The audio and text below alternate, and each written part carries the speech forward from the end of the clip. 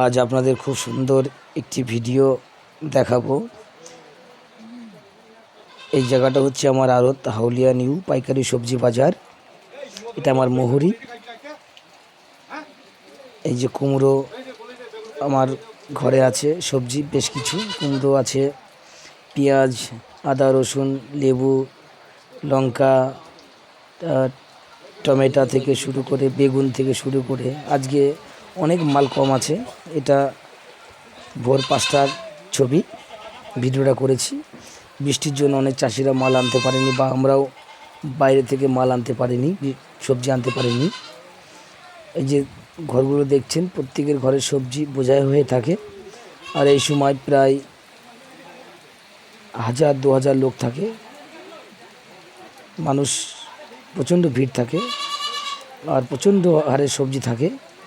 তা অন্য দিনকার তুলনায় আজকে কিন্তু সেরকম সবজি নেই।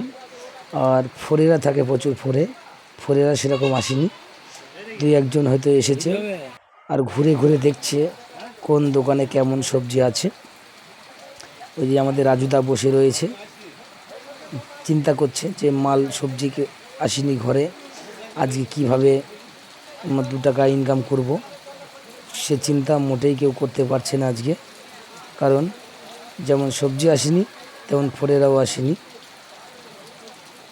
আমার ঘরেও খুব সবজি কম ছিল আজকে, ঘরে বোঝাই থাকে সবজি, বেচাকেনা ভালোই মোটামুটি হয়। আজকে তো অনেক তুলনায় কিছুই বেচাকেনা হয়নি। টুকটুক করে যে ফোরেরগুলো আসছে, চাষিগুলো আসছে, জগন্নাথ দার সামনে আমার ক্যামেরার সামনে দাঁড়িয়ে আছে, ওরা আরও তো আছে আমার পাশে। দাদাগুলো সব সাইকেল ডাকছে, প্রচণ্ড জল হচ্ছে।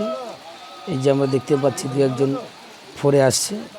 আর এই দেখছি টুক গুটি গুটি পায়ে আসছে আমাদের মনা কাকা, উনি একজন কুমড়ো বিক্রেতা।